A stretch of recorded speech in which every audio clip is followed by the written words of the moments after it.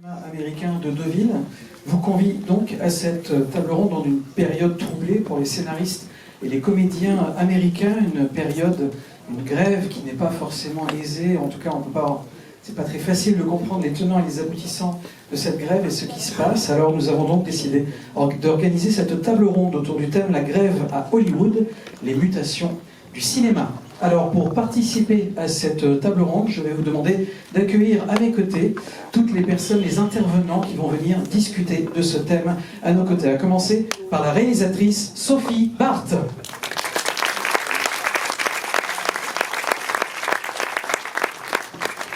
Le directeur général de l'ADAMI, Xavier Lardou.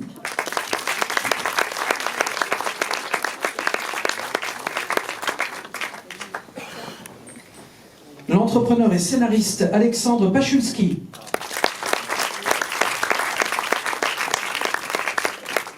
La journaliste et productrice Michèle Albachtat.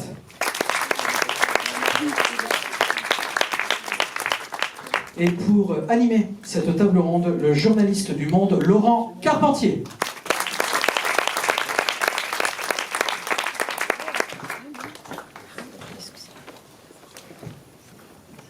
Ah, une chose sérieuse alors. Bonsoir à tous. Donc, je vais peut-être faire une rapide représentation des gens qui sont là de façon un peu plus précise. Donc, Sophie Barth, qui est assise au bout, est la réalisatrice du film The Pod Generation, qui va être présenté ici au Festival de Deauville. C'est un film qui parle exactement de notre sujet, et par ailleurs en ce moment elle prépare une série aussi sur l'intelligence artificielle, donc elle est vraiment au cœur du sujet, et d'ailleurs elle en parle non seulement très bien, mais très longtemps. Ça va être très bien. On a déjà parlé toute la matinée. À côté d'elle, Xavier Lardou, qui était donc pendant 8 ans un poste d'observation très privilégié, puisqu'il était à la tête de la partie cinéma et audiovisuel du CNC, donc directeur du cinéma et audiovisuel au CNC, qui est parti il y a 1 an, qu'on a profité pour écrire un livre sur Christophe Honoré et son œuvre, qui paraîtra, je pense, l'an prochain chez Gallimard, c'est ça ? Et qui maintenant va prendre la direction à partir de novembre, enfin là, de l'automne, de l'ADAMI, qui représente les interprètes. À côté de lui, nous avons notre spécialiste informaticien depuis 20 ans, donc tu m'expliquais, Alexandre Pachowski, qui a monté une start-up qui s'appelle Talent Soft, voilà, et qui travaille sur la question de l'intelligence artificielle depuis plus de 20 ans, et qui m'expliquait que quand, à 20 ans, il s'est mis à travailler dessus, c'était justement pour travailler l'humain, paradoxalement. En creux, ce qui nous restait d'humanité une fois qu'on avait enlevé tout ce qui était intelligence artificielle. Donc je trouve ça très intéressant. Il a 49 ans et il vient d'avoir son premier enfant qui a 1 mois. C'est dire si ça l'a occupé l'intelligence artificielle. Ça me fait beaucoup penser au film The Pod Generation, puisque c'est vraiment la question de The Pod Generation aussi. Et enfin, donc on ne présente plus Michel à qui on doit un certain nombre de films qui sont ici, notamment le film qui était présenté ce matin en distribution, donc le film qui était présenté hier, demain, voilà, qui a écrit aussi de nombreux livres, productrice, et auparavant elle a eu une première vie effectivement de journaliste. Voilà, et moi-même, je suis reporter au service culture du Monde, et je suis un peu là par hasard. Je vais essayer d'aider à ce que ça va. Donc, de quoi allons-nous parler ? On va parler de cette grève Hollywood qui introduit des mutations technologiques très fortes. Donc, en ce moment, il est en train de se passer quelque chose d'assez extraordinaire. Non pas parce que la grève dure depuis 4 mois, ce qui est déjà énorme. En ce qui concerne les scénaristes, ça a commencé le 1er mai, enfin le 2 mai. Et ça a été rattrapé rejoint plus exactement par les acteurs le 14 juillet. Mais grosso modo, on peut dire que l'ensemble de l'industrie cinématographique est derrière. C'était intéressant d'ailleurs hier d'entendre l'ambassadeur ou le consul à Rennes, je ne sais pas très bien, des États-Unis expliquer qu'il était derrière cette grève, comme Joe Biden lui-même avait pris position derrière la grève. C'est-à-dire qu'on a l'impression que tout le monde est pour cette grève, hormis peut-être les 6 présidents des GAFA, Et donc il y a une espèce de bras de fer très important qui est en train de se jouer, et on ne sait pas très bien comment on va en sortir, et c'est de ça dont on veut discuter. Dans ce bras de fer, juste pour résumer, puis après je vais passer la parole aux invités, aux intervenants plus exactement. Pour résumer, grosso modo, il y a 3 enjeux dans cette grève. Le premier enjeu est à court terme. Grosso modo, les scénaristes ont été énormément utilisés, sont devenus le nerf de la guerre de cette industrie cinématographique, notamment avec les séries. Or là, d'un seul coup, les studios coupent un peu les vivres, c'est-à-dire disent vous allez travailler un peu moins longtemps, moins nombreux, etc. Donc c'est une première grève, disons une première partie qui est très court terme, qui dit on veut quand même des garanties salariales, c'est une grève disons classique. Ensuite nous avons un truc à moyen terme qui est la question de la transparence des plateformes. Après vous m'arrêterez si j'ai dit des conneries. La deuxième partie donc, est à moyen terme, c'est sur la transparence des plateformes. À partir du moment où ils ne donnent pas les chiffres de diffusion, comme c'est le cas sur Netflix, clairement, il est difficile de calculer ce qu'on appelait les droits résiduels, c'est-à-dire en gros les droits de diffusion, qui est quand un scénariste, par exemple, écrit, il a d'abord un salaire au cachet, puis ensuite il a un salaire sur la diffusion. Mais au-delà, ça pose la question, en gros, d'un nouveau mode de production, de diffusion par les plateformes qui pose un souci sur le mode de l'accord professionnel qui permettait de payer les scénaristes et les acteurs et les réalisateurs. Les réalisateurs se sont aussi mis en grève, mais ils ont rapidement eu un accord en augmentant les royalties.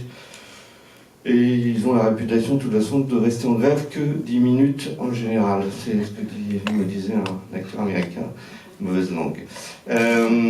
Mais en tout cas, tout le monde est derrière. Et enfin, on arrive au troisième volet, qui est le volet qui va nous intéresser le plus, qui est à très long terme pour le coup, et qui est la question de l'intelligence artificielle. C'est-à-dire que le recours à l'intelligence artificielle est une autre révolution technologique. Il y a la première révolution technologique qui est la question des plateformes, de la distribution par les plateformes. Et la deuxième révolution technologique, c'est l'histoire de l'intelligence artificielle et la peur, qui est un mot qui revient toujours, du remplacement de l'humain par la machine. Voilà ce qui va se passer. Et donc je propose que je commence par... Xavier, on va commencer par vous, parce que vous me disiez que c'était une grève qui était relativement prévisible. Oui, bonjour. Bonjour à tous. Oui, alors après c'est facile à dire. Une grève qui dure depuis 4 mois ou 5 mois qu'elle était prévisible. Non, ce que je voudrais juste, c'est peut-être rappeler le contexte un tout petit peu historique. En fait, cette grève, elle ressemble étrangement à celle que on a vécue, ou pas d'ailleurs, en 1960 précisément, au moment non pas de l'apparition, mais de l'expansion exponentielle de la télévision aux États-Unis. Et ce qui est intéressant, c'est qu'à l'époque, les scénaristes, mais aussi les acteurs, se sont mobilisés pour justement avoir droit aux fameux résiduels que tu évoquais tout à l'heure, qui sont ces droits qui sont donnés aux artistes et aux scénaristes, notamment lorsqu'il y a une diffusion à la télévision. Et avec ce développement exponentiel de la télévision, notamment dans les années 50, et donc particulièrement efficace et impressionnant au début des années 60, les artistes se sont mobilisés, les scénaristes en premier lieu, pour demander justement une rémunération complémentaire du cachet initial que tu évoquais justement tout à l'heure. Et donc la grève de 1960, elle a été très longue, elle a duré presque 6 mois, et elle a abouti justement à la création des fameux résiduels. Et ce qui me fait penser à la période d'aujourd'hui, c'est qu'aujourd'hui on n'est pas au moment de l'apparition des plateformes. Les plateformes, on les connaît déjà depuis plusieurs années, voire plus d'une décennie. Ce qui est intéressant, c'est que précisément, ces plateformes aujourd'hui sont dans une croissance exponentielle. Alors on en reparlera tout à l'heure, parce que le marché est un peu différent aux États-Unis qu'en France, ou en Europe. Mais on voit bien qu'aujourd'hui, une des revendications très fortes des scénaristes, mais aussi des acteurs, c'est précisément d'avoir droit à des résiduels liés à la diffusion sur les plateformes. C'est-à-dire une rémunération complémentaire du cachet initial. Et là où le bas blesse, si je puis dire, c'est qu'en fait, l'absence de transparence des plateformes dans le succès de diffusion des œuvres sur ces streamers, que ce soit bien sûr des films ou des séries, empêche la définition d'un résiduel digne de ce nom. Et donc on est là, comme dirait Bruno Bard, que je remercie d'ailleurs d'avoir initié cette table ronde, on est là sur une aporie, parce que c'est le mot qu'il utilisait hier soir, je crois, dans son discours, C'est qu'on a une difficulté qui est qu'aujourd'hui, faute de transparence, effectivement, il ne peut pas y avoir de rémunération complémentaire. Donc, un des combats fondamentaux que Laurent a cité tout à l'heure, c'est celui-ci, il est à court terme. Et je voudrais juste signaler qu'il y a une petite différence entre les États-Unis et la France sur ce sujet, parce qu'en France, on a la chance, d'une certaine manière, que la Société des auteurs et compositeurs dramatiques a depuis plusieurs années noué des conventions avec chacune des plateformes pour permettre de rémunérer les auteurs qui adhèrent à la SACD en fonction précisément des visionnages des œuvres en France. Alors, on en reparlera parce que je sais que ça fait polémique avec aussi certains artistes, parce qu'il n'y a pas une transparence absolue. En revanche, il y a une transparence absolue pour les intéressés. C'est-à-dire que vous ne pouvez pas savoir si la série du voisin ou le film du voisin a bien marché. En revanche, la vôtre, oui.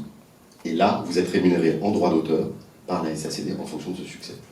Et donc, c'est aussi une des raisons pour lesquelles, à mon avis, le mouvement en France, on en parlera peut-être tout à l'heure, c'est peut-être une des questions que tout le monde se pose, pourquoi il n'y a pas une extension de cette grève au-delà des frontières américaines.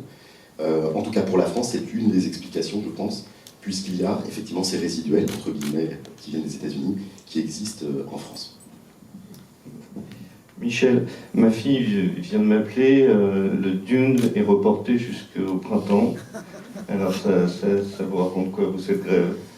Il y a beaucoup de choses. D'abord, je pense qu'il faut expliquer que les acteurs, c'est des acteurs de télé et de cinéma, mais la grève des scénaristes, c'est principalement des scénaristes de télé que ça concerne. C'est des gens qui écrivent pour les séries. Et j'en parlais avec une productrice américaine ce matin qui m'expliquait que les revendications des scénaristes, c'est assez typique sur la façon dont ça fonctionne aux États-Unis, qui est le chef de projet d'une série, par exemple, décide d'engager 3 scénaristes pour écrire avec lui la saison 1. Voilà. Et bien, la grève, la revendication des scénaristes, c'est qu'ils veulent décider combien d'auteurs doivent être avec le showrunner dans la pièce. Et ils veulent aussi que les auteurs aient le droit d'aller sur le plateau participer à la manière dont leur série, dont leur texte est mis en scène. C'est-à-dire que, comme m'expliquait cette productrice, la série Friends, par exemple, une fois qu'elle était écrite, on mettait une caméra, on filmait enfin c'était simple. Le langage télévisuel de la série était simple. Ce qui comptait, c'était de mettre en valeur les acteurs et ce qu'ils avaient à dire. Il n'y avait pas de mise en scène vraiment. Aujourd'hui, avec l'arrivée des plateformes, il y a une plus grande exigence sur la manière dont sont mis en scène les séries. Et donc, dans les revendications des scénaristes américains, il y a cette volonté d'abord d'être plus nombreux dans la pièce, donc d'être plus nombreux à être employés sur une série, mais aussi de participer à la mise en scène, à la façon dont leurs mots vont être mis en scène. Donc c'est beaucoup plus que juste la grève des scénaristes et l'argent. Il y a aussi une espèce d'implication artistique. Et nous, on ne connaît pas tellement ça. Et surtout, donc ça, c'est vraiment un volet qui est plus télé que cinéma. Et je ne sais pas si vous vous rendez compte que maintenant, tous les soirs aux États-Unis, il y a ce qu'on appelle le late show à 23h après les nouvelles du soir.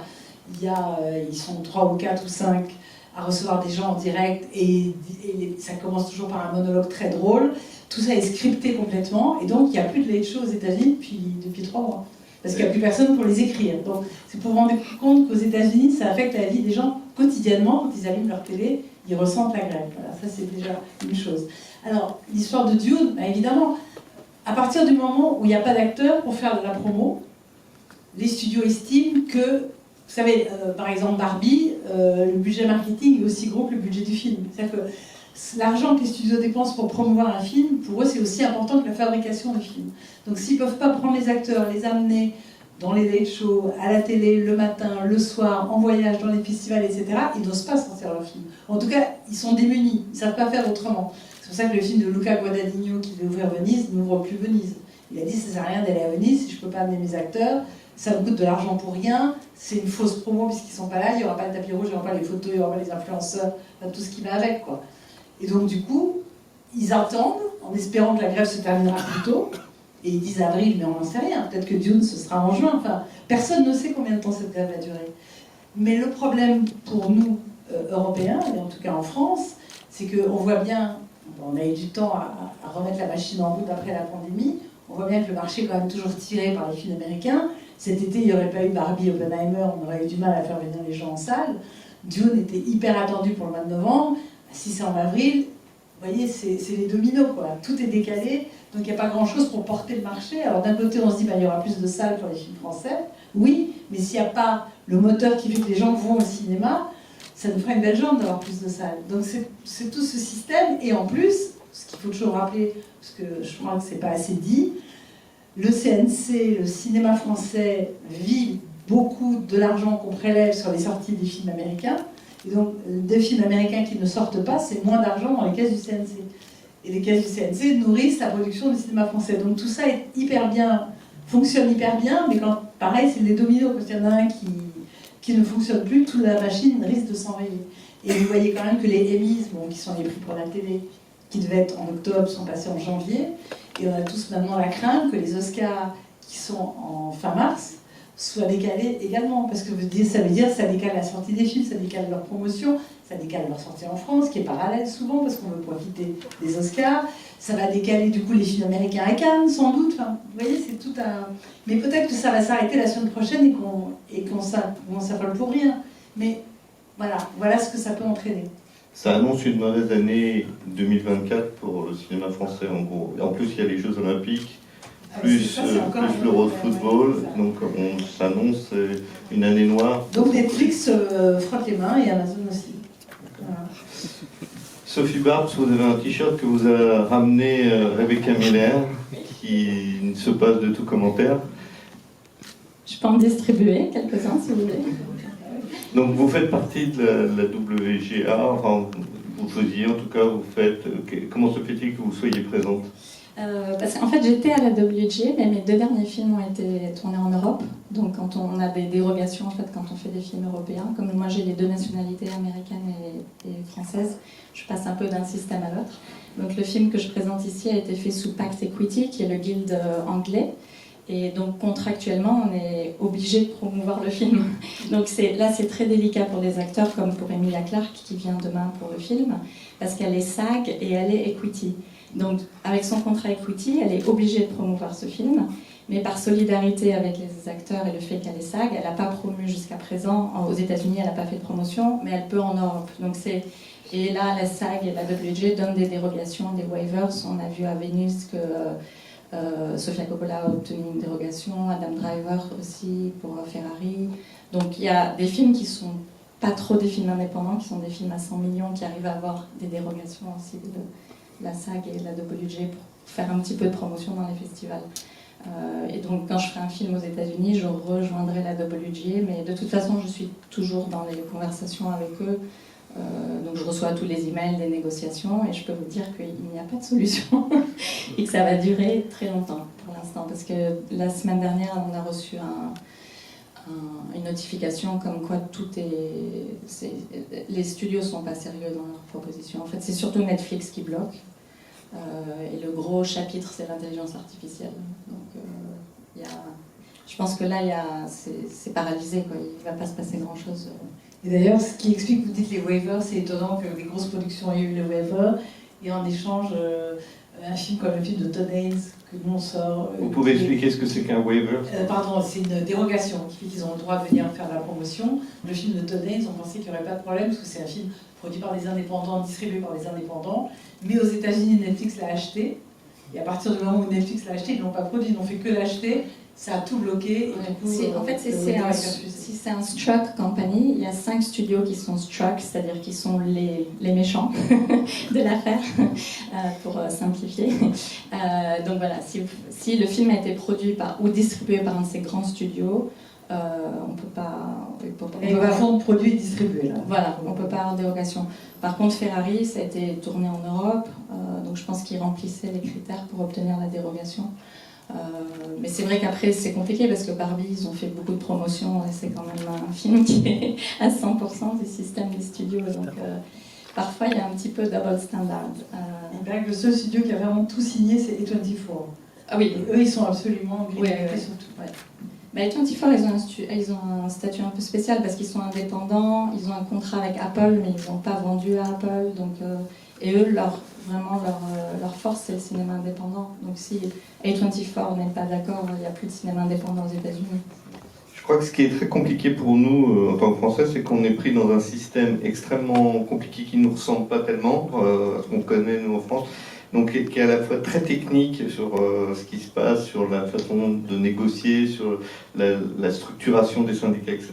Et en même temps, c'est un débat extrêmement profond Donc je reviens sur, par exemple, l'intelligence artificielle. C'est-à-dire que est en train de se jouer derrière des négociations extrêmement techniques, quelque chose d'extrêmement politique et philosophique sur la société qu'on veut construire, qu'on est en train de construire, ou qui se construit d'ailleurs peut-être sans nous. Sophie, comment vous voyez les choses? Vous avez 5 heures devant vous. Non, 3 heures. Ça. Non, c'est très compliqué parce qu'en fait, ce qui bloque vraiment sur l'intelligence artificielle dans les négociations, c'est que les studios entretiennent une sorte d'hypocrisie qui est entretenue par la Silicon Valley et par toutes les entreprises qui développent l'intelligence artificielle aux États-Unis aujourd'hui. C'est-à-dire qu'ils disent, en fait, ils veulent utiliser le machine learning, qui est l'entraînement des machines à générer du contenu, avec des scénarios qui ont été écrits par des humains. Donc par exemple, le rêve de Marvel, ça serait de rentrer dans la machine tous les scénarios Marvel et la machine crée le nouveau Marvel. C'est techniquement complètement possible aujourd'hui. On peut obtenir, alors ça sera un scénario que peut-être les scénaristes devront retoucher un peu, mais quand vous voyez qu'écrire un scénario, ça peut prendre 1 an, 2 ans, 3 ans, 4 ans parfois, avec 10 scénaristes, c'est sûr qu'appuyer sur ChatGPT, prompter ChatGPT à créer un scénario, c'est beaucoup plus facile. Donc ça, c'est la revendication principale des scénaristes américains, c'est de dire on ne veut pas que le contenu humain, qui est la propriété intellectuelle qui a été générée par des humains, soit utilisé par une machine pour produire des scénarios sur notre travail. Et ça, les studios, leur réponse c'est on ne va pas réguler maintenant, on régulera quand l'industrie sera régulée au fur et à mesure, on ne va pas en parler maintenant. Et c'est une hypocrisie complète parce qu'aux États-Unis, c'est pas régulé. Donc déjà, ils ont laissé OpenAI faire n'importe quoi, lancer ChatGPT et le tester sur 100 millions de personnes, avec aucune régulation. Donc on se retrouve dans une idéologie qui est un peu comme dans Oppenheimer, c'est-à-dire qu'on fait la bombe atomique parce qu'on a le droit de faire la bombe atomique et que personne ne vous dit qu'il ne faut pas faire la bombe atomique. Et ils utilisent toujours un peu les mêmes excuses qui sont si nous on ne le fait pas, la Chine va le faire. Ce qui n'est absolument pas vrai, parce qu'en Chine c'est beaucoup plus régulé qu'aux États-Unis. C'est-à-dire que pour tout ce qui est... ils ont très peur de l'intelligence artificielle parce qu'ils ont très peur, à cause de la censure, que les gens aillent poser des questions sur Tiananmen. Donc c'est extrêmement régulé en Chine. Et en général, la Chine s'inspire de la technologie qui est développée aux États-Unis, ou la copie, ou la perfectionne. Donc ça, c'est une excuse... C'était la même excuse dans Oppenheimer, de dire on développe la bombe parce que les nazis vont la développer. Et une fois qu'Hitler se suicide, on la développe quand même. Parce que maintenant, on est arrivé jusque-là, il faut continuer à la développer. Donc on est dans la même logique un peu.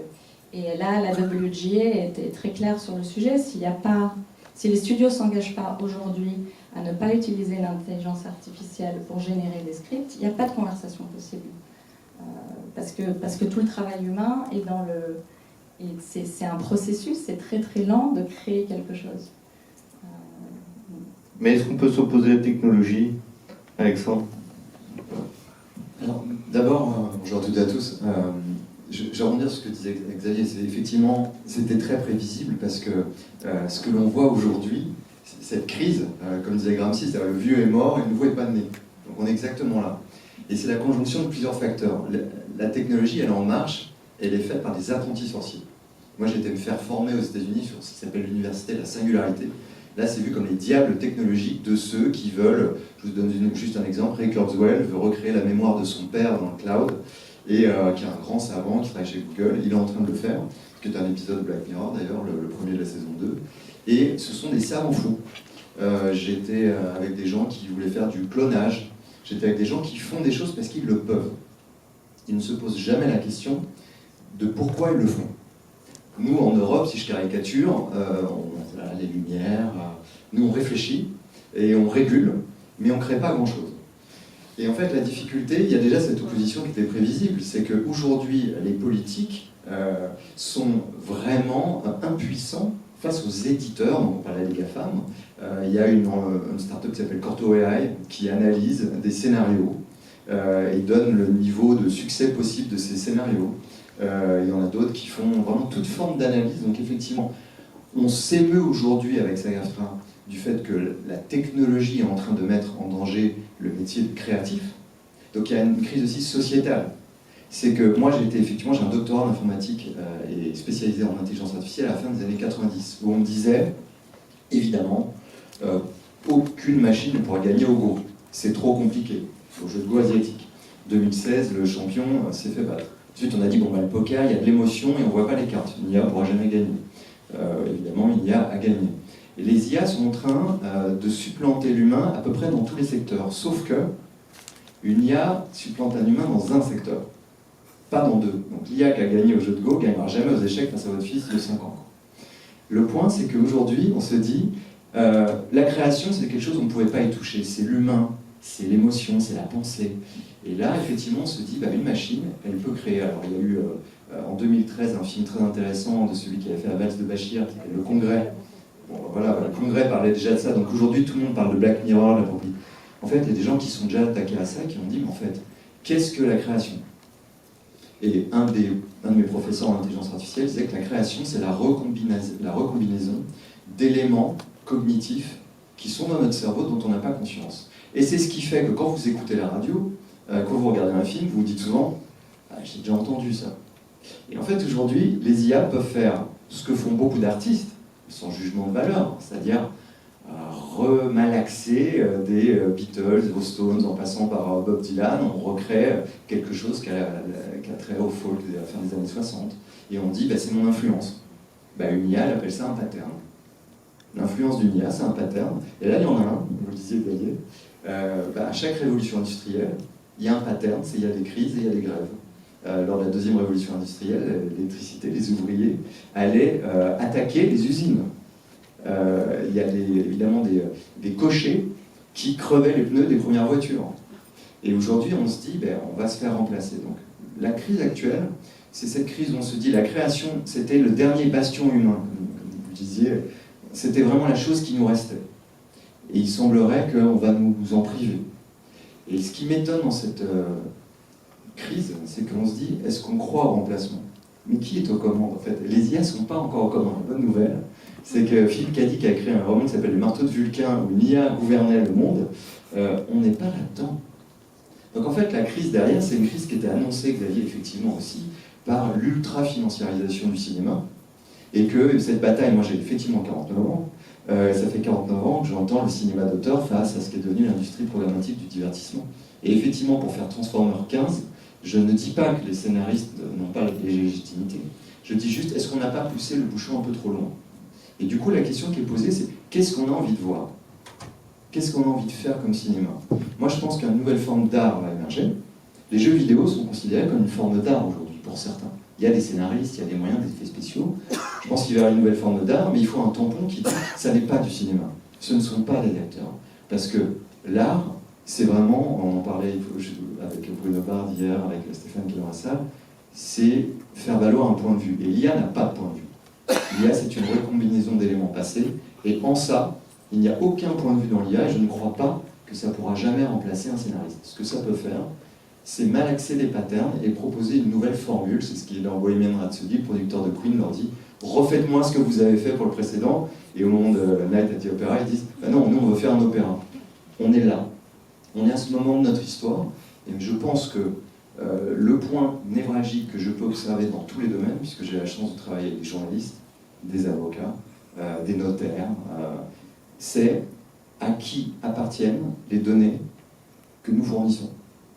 Et la responsabilité, moi c'est mon avis, et quitte à être provocant, tant pis, c'est de notre faute cette crise aussi.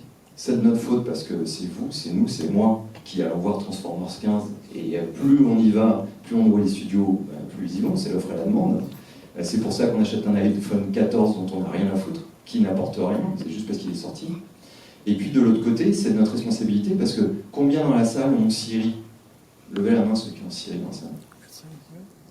Combien, voilà, des Google Assistants d'Amazon. Là, on s'émeut de ce qui se passe. Mais toute la journée, on fournit des données aux GAFAM, et là, ensemble, on va leur taper sur la gueule en disant, quand même, c'est odieux ce qu'ils sont en train de faire. Mais c'est nous qui les nourrissons.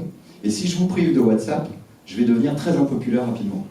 Donc en fait, c'est une crise aussi sociétale, c'est une crise politique, c'est-à-dire à un moment donné, il faut prendre notre responsabilité. J'ai participé aussi à l'élaboration des RGPD qui protègent nos données.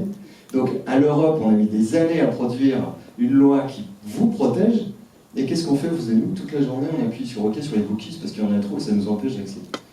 Et c'est en reprenant cette responsabilité, en reprenant le pouvoir de nos données, évidemment convoquer les politiques, que petit à petit, on va remettre l'IA à sa juste place, que tu es un assistant, qui devrait n'être qu'un assistant, au service de la création. Et ça, ce discours, je vous assure, on peut l'avoir dans tous les domaines. Et donc aujourd'hui, la particularité, c'est qu'on ne pensait pas que ça toucherait la création. Et Xavier, justement, vous me disiez que pour une fois, l'Europe était pas si mauvaise. Oui, parce que en fait, pour rebondir sur votre propos, je suis assez d'accord sur le fond. Pour moi, la seule réponse, elle est politique. Donc, effectivement, on contribue tous à ce que vous avez très justement décrit. Donc, l'impératif catégorique, pour moi, en tout cas à mes yeux, c'est évidemment d'avoir une réponse politique et démocratique à cet état de fait.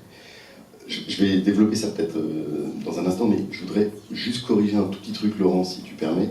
C'est que tout à l'heure, tu disais, on a 3 sujets pour décrire les raisons de la grève. Pour les scénaristes, la réduction du nombre de séries, et ce que précisait Michel, la question des résiduels avec l'absence de transparence, et puis tu disais, à plus long terme, l'intelligence artificielle. Alors j'aimerais juste corriger ça, parce que malheureusement, c'est pas à plus long terme, ça a déjà commencé. Je vais prendre juste un exemple très concret dont vous avez sans doute entendu parler, puisqu'on est à Deauville ici et on parle de cinéma américain, on parle souvent de doublage. Sans faire de promotion pour l'ADAMI que je vais bientôt présenter, l'ADAMI, ça représente 3600 doubleuses et doubleurs. 3600 personnes en France, dont le métier aujourd'hui est extrêmement menacé, déjà menacé. Donc l'intelligence artificielle, effectivement, pour les acteurs, ou peut-être pour les scénaristes, on n'y est pas encore, quoique. Mais en revanche, pour certains métiers du secteur, on y est déjà. Donc c'était voilà, le tout petit bémol que je voulais apporter. Et puis, avant de détailler peut-être pour moi les mesures et la réglementation qui pourraient être mises en place, rappelez aussi que cette grève, contrairement à ce qu'on entend peut-être parfois ou dans l'inconscient collectif, c'est pas une grève de riches. Je voudrais juste rappeler quelques chiffres que ma voisine doit connaître par cœur, mais la Guilde des scénaristes, c'est 11 000 adhérents, je vérifiais les chiffres tout à l'heure, et le SAG, donc le syndicat des acteurs, c'est 160 000 acteurs adhérents aux États-Unis. Et sur ces 160 000 acteurs, 86% d'entre eux, c'est une étude extrêmement récente qui a été publiée, ont un revenu moyen par an de moins de 26 000 $, 26 500 $ par an. 86% donc des 160 000 acteurs adhérents. Donc la petite musique qu'on entend souvent, oh là là, c'est vraiment des mouvements de riches, etc. La base aujourd'hui de cette grève n'est pas du tout une base, je dirais, qui est à l'aise financièrement. Enfin, c'est vraiment ce que tu disais tout à l'heure en rappelant les révolutions technologiques précédentes. On est vraiment sur une grève qui menace effectivement des artistes qui ont une paupérisation qui s'est accrue. La baisse de revenus des scénaristes en 10 ans, c'est moins 23% aux États-Unis, depuis 10 ans, moins 23%. Je vous épargne les chiffres sur la hausse des revenus des dirigeants des plateformes que l'on citait tout à l'heure. Alors maintenant peut-être rapidement sur l'Europe. Ce qui me paraît essentiel, c'est d'avoir l'élaboration d'une nouvelle réglementation juridique. Alors oui, pour une fois, Laurent, l'Europe, et les eurosceptiques pourront vérifier, n'est pas en retard. Elle n'est pas extrêmement en avance, mais elle n'est pas en retard. C'est une des premières régions du monde, avec la Chine, à tenter de réguler l'intelligence artificielle dans tous les domaines, pas seulement, bien sûr, le cinéma ou l'audiovisuel. Et cette réglementation, elle est indispensable à mes yeux pour éviter tout simplement la remise en cause des droits des acteurs et des artistes-interprètes. C'est fondamental. Alors, il y a un projet de règlement européen. Vous savez, on a 2 types de règlements en Europe, les règlements et les directives. Là, il y a un règlement européen qui est en cours d'élaboration, déjà depuis 18 mois. Alors, ça peut paraître lent, effectivement, à l'échelle des progrès et de la vitesse de progression de l'intelligence artificielle, mais c'est extrêmement intéressant. Et il y a ce qu'on appelle un fameux trilogue qui doit se réunir avant la fin de l'année, à l'initiative donc de la Commission européenne et du Parlement européen, pour pouvoir statuer sur un texte qui serait un texte chapeau, qui sera sans doute adopté, je dirais en courant 2024, dans la foulée des prochaines élections européennes. Donc ça, c'est vraiment une base qui est fondamentale et pour laquelle la France en particulier se bat, avec ses parlementaires, avec le gouvernement. Mais il y a une responsabilité, je dirais, collective du secteur, puisque vous parliez tout à l'heure de notre responsabilité à tous, c'est effectivement de se battre pour qu'il y ait une réglementation européenne rapide sur l'intelligence artificielle, pour que l'Europe soit le fer de lance de cette régulation. Et puis ensuite, il y a évidemment toute une série de mesures qui vont découler de ce règlement général sur l'ensemble des secteurs, qui devra avoir une applicabilité au sein des secteurs comme le nôtre, c'est-à-dire le cinéma, l'audiovisuel et la création artistique de manière générale. Donc là aussi, les élections européennes sont, à cet égard-là, un enjeu fondamental. Donc, je ne dis pas qu'il faut absolument aller voter aux élections européennes, mais pourquoi pas? C'est souvent se dire, ben non, l'Europe, ça sert à rien, on va pas y aller, etc. Là, il y a des enjeux colossaux, et l'Europe a pris ce combat assez en amont, il y a déjà plus de 2 ans, et donc ça me paraît extrêmement essentiel de militer aux côtés des institutions européennes pour réguler et que l'Europe soit la première région au monde à avoir une régulation digne de ce nom. Et concrètement, comment ça se régule, l'intelligence artificielle? Alors, je vais donner quelques exemples parce que je m'attendais à cette question. La première, c'est, je crois que d'ailleurs la Société des auteurs et compositeurs dramatiques que je citais tout à l'heure, créée par Beaumarchais il y a plusieurs siècles, a justement publié avant-hier toute une série de recommandations que je vous invite à lire, qui sont disponibles facilement, pour essayer de réguler à terme. Alors bien sûr, la Société des auteurs, la SACD, et l'ensemble des organismes de gestion collectif, dont fait partie aussi la DAIN, appellent de leur vœu effectivement cette régulation. Concrètement, ça peut être d'une part, je le disais tout à l'heure, attendez, un exemple très simple, c'est avoir créé une obligation de transparence. C'est-à-dire faire en sorte que dans l'utilisation des œuvres par les intelligences artificielles, il y ait une sorte de marqueur. Cette œuvre a été créée en partie ou en tout ou partie par une intelligence artificielle. Déjà, si vous créez cette obligation, on sait. Alors après, ça n'empêche pas le développement, mais on sait. Ensuite, il y a un deuxième point qui me paraît important, c'est la possibilité pour les auteurs, aujourd'hui d'une œuvre, de refuser que leurs œuvres soient utilisées par des intelligences artificielles. Et ça, c'est extrêmement puissant. Je ne dis pas que ça résout tout, mais en revanche, c'est vraiment ce qu'on appelle une clause de droit de retrait.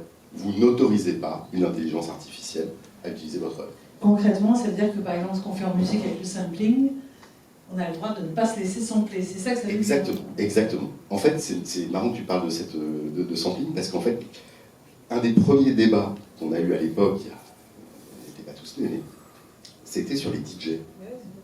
C'était, est-ce que les DJ sont des auteurs? Est-ce qu'il y a un droit d'auteur pour les DJ?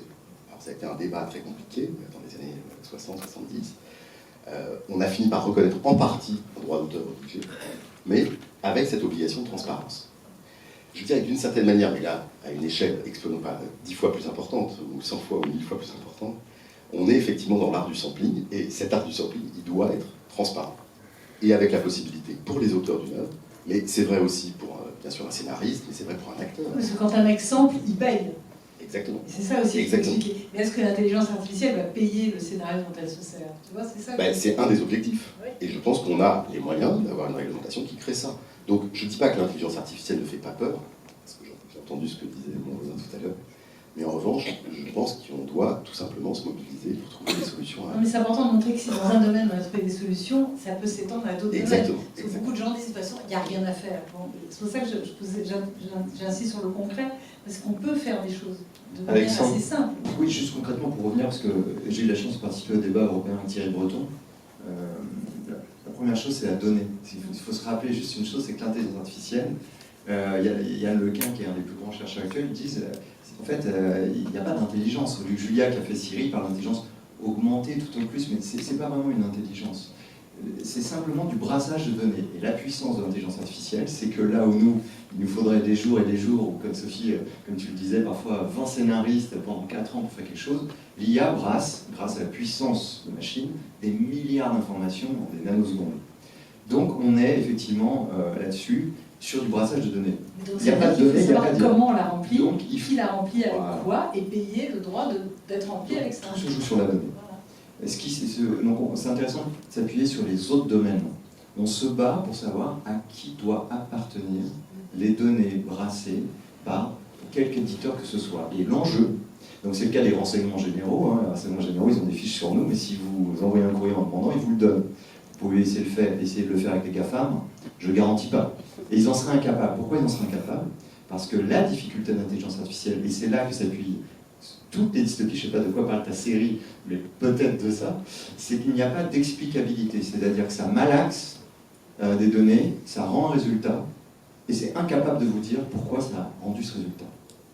Donc en fait, il y a une opacité absolue sur l'usage des données, et on serait incapable de vous rendre les données, en fait, finalement... Donc la clé, c'est le programmateur qui nourrit la machine. Oui, c'est... Alors, Lui, il sait ce qu'il il y a attend. 3 étapes. En contrôle d'entrée, c'est les données qui sont fournies. Pourquoi certains disent les données, les IA sont plus objectives que les humains? Moi, j'ai beaucoup entendu ça dans les sciences humaines. Pour choisir un candidat, c'est plus objectif, il n'y aura pas les biais de l'école, de ceci, de cela. C'est évidemment absolument faux. On a vu ça avec le cas Amazon en 2016 qui est très connu. Amazon a utilisé un robot recruteur, ils n'ont recruté que des blancs de 30 ans largement éduqués. Alors on dit, oh là là, quel scandale, Amazon est raciste et discriminant. Non, Amazon fait partie d'une industrie qui s'appelle l'industrie informatique, et l'IA a été entraînée à partir des CV des 10 ans d'avant de CV des gens qui ont été embauchés. Voilà, jusqu'au produit un biais. Donc l'IA est tout sauf objective. L'IA reproduit les biais que vous fournissez en entrée. Donc en entrée, il faut un contrôle assez strict des données. Ensuite, sur le traitement, il y a une notion d'intentionnalité. Tu l'as dit aussi, Xavier. Pourquoi faire? Et donc à partir du moment où, dans le cinéma, on dit « je vais prendre des données et je vais faire », c'est ce qui est en train de se passer, tu l'as dit, mais par exemple sur les figurants, je vais faire 1000 figurants et je vais prendre des données de figurants. La question c'est, qui a autorisé l'utilisation de mon image?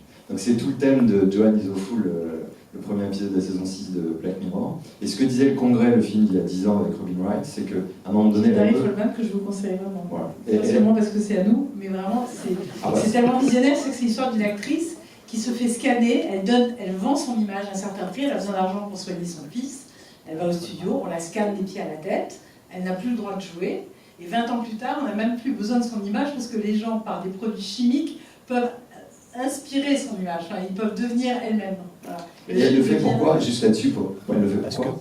Parce qu'elle a besoin d'argent. Voilà. Parce que son fils est malade. Son fils est malade. Et donc, ce qui se joue aujourd'hui, c'est on ne doit pas, quiconque utilise une donnée nous appartenant, notre image, notre avatar, notre histoire, n'importe quoi, doit normalement nous demander l'autorisation pour nous payer quelque chose. Et là, on revient sur la notion de responsabilité, c'est que là, c'est vraiment la boîte de Pandore. Si on accepte ça dans le monde cinématographique, on va se retrouver avec Harrison Ford dans 100 ans qui fait Indiana Jones 14. Et donc, c'est là le problème qui est posé. Il faut refuser à tout coup. Et il n'y a pas de jurisprudence. Donc aujourd'hui, en tout cas, il y a des procès à tout va. J'en donne un, le micro, Laurent, tu parlais de Midjourney, par exemple, qui produit des images. La difficulté de l'appartenance concrète, c'est qu'en fait, ils ont fait un procès, Jiffy a fait un procès à Midjourney en disant « vous avez pompé nos images pour créer d'autres images ». D'accord, donc en fait, Midjourney va payer des droits, des licences à tous les éditeurs d'images type Jiffy. Oui, mais il n'y a pas que.